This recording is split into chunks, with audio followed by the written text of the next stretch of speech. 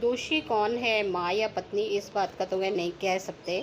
Mummy, मैं कह रहा हूँ ना, मैं सलोनी से ही शादी करूँगा, अन्यथा मैं ज़िंदगी भर कुंवारा रह जाऊँगा और यह मेरा अंतिम निर्णय है। अब इस विषय पर मैं आपसे आगे और बहस नहीं करूँगा। तभी समीर की मम्मी प्रभा जी ने कहा, बेटा तू समझता क्यों नहीं है?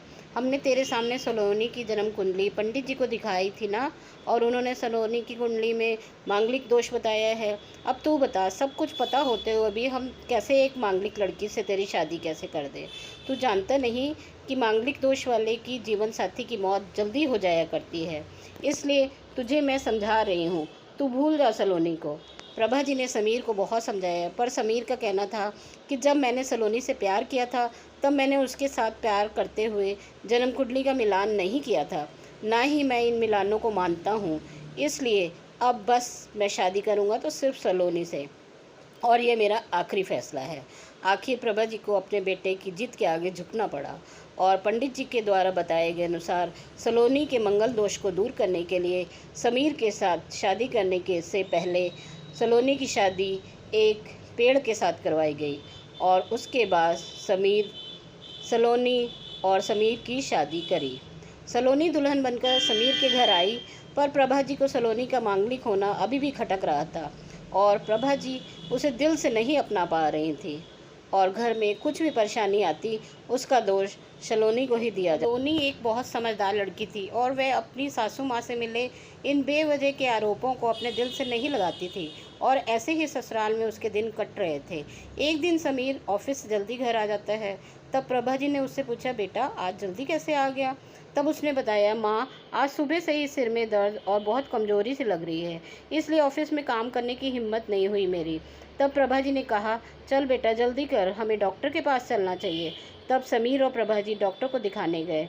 डॉक्टर को दिखाने के बाद मालूम पड़ा कि समीर को पीलिया हो गया है, और दोनों जैसे ही घर लौटे प्रभा जी ने घर को सिर पर उठा लिया और कहने लगी, जब से ये लड़की हमारे घर में आई है तब से हमारे घर में परेशानी और बीमारियां साथ में लेकर आई है। इसके कदम ही अशुभ है। अब देखो इसका मांगलिक दोष हमारे बेटे पर भी असर करने लग गया है।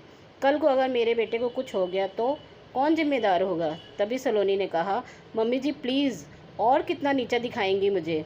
आज तक मैं चुप रही क्योंकि पापा ने ये सिखाया था कि बड़ों के आगे ससुराल में जवाब मत देना, पर आज तो आपने हद कर दी। अगर मैं आज नहीं बोली तो ज़िंदगी भर खुद को माफ़ नहीं कर पाऊँगी। मम्मी जी, अगर आप पंडित जी पर भरोसा नहीं करती थी तो मांगलिक दोष निवारण की विधि क्यों करवाई? क्यों पहले आपने मेरी पेड़ से शादी करवाई?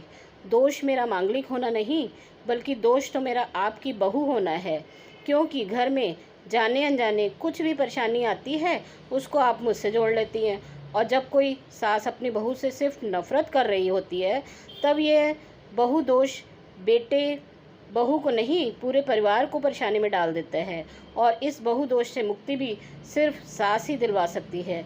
बहू को अपनी माने, उसे दिल से अपनाएं, उसे भी सम्मान दें, यह महसूस कराएं कि वह भी एक परिवार का सदस्य है, नहीं तो बहु दोष मांगलिक दोष से भी ज़्यादा पीड़ादायी हो जाता है। सलोनी को की कही हुई बात प्रभा जी के दिल को झकझोर रही थी और उन्हें मन ही मन पश्चाताप हो रहा था। उस समय उन्होंने सलोनी को कुछ नहीं कहा। थोड़ी देर बाद समीर बिल्कुल ठीक हो गया और ऑफिस जाने लगा। और 1 महीने बाद समीर की सैलरी भी बढ़ गई। तब उसने घर आकर इसका श्रेय सलोनी को दिया तो प्रभा जी को बहुत बुरा लगा। बहू की इसका श्रेय भी बहू को दिया। तेरी माँ का आशीर्वाद भी तो तेरी प्रगति के पीछे रहता है तेरे साथ, तू तो मुझे श्रेय देना भूल ही गया। तब समीर ने कहा, माँ इस बार सलोनी का मांगलिक दोष मुझ पर और ना ही मेरी तरक्की पर लगा, और माँ जब हम बुरी परेशानियों का श्रेय सलोनी को देते हैं तो अच्छे काम का श्रेय भी तो सलोनी को ही देना चाहिए, तो इसलिए आज का सारा श्रेय सलोनी को ही जाता है, समीर ने हंसते हुए कहा। तब सलोनी बोली, समीर तो क्या तुम मुझे ऐसा समझते हो? तब समीर ने कहा, नहीं सलोनी, बिल्कुल नहीं, मैं तो माँ को यह समझाना चाह रहा हूँ कि सुख और दुख हमारे जीवन का हिस्सा है, और कभी जीवन में खुशियाँ आती हैं तो कभी गम आते हैं। इसके लिए हमें परिवार के सदस्य या अपनी बहू को दोष देना उचित नहीं है। तभी प्रभा जी बोल उठी, बेटा सही कह रहा है, तू और तेरी तरक्की ही बहुत है मुझे इस झूठे दोषों से बाहर निकालने के लिए। आज से मैं ये कसम लेती हूँ कि आज के बाद सलोनी को किसी भी बात का दोष नहीं दूंगी। यह सुनकर सलोनी आज बहुत खुश थी, क्योंकि आज उसको उसकी सास ने मांगलिक दोष के साथ साथ बहु दोषों से भी मुक्ति दे दी थी। यह कहानी हमें सीख देती है कि कभी भी किसी को भी किसी अनहोनी के लिए दोष मत दें। जो दुख बीमारी हमारे जीवन में आनी है वह तो आकर रहेगी। इस बात के लिए अपनी बहू या किसी और को दोष क्यों देना? यह सब तो ईश्वर के ऊपर निर्भर है। अगर आपको मेरी ये कहानी रोचक लगी हो तो कृपया करके मेरे चैनल को सब्सक्राइब करना ना भूलें। धन्यवाद।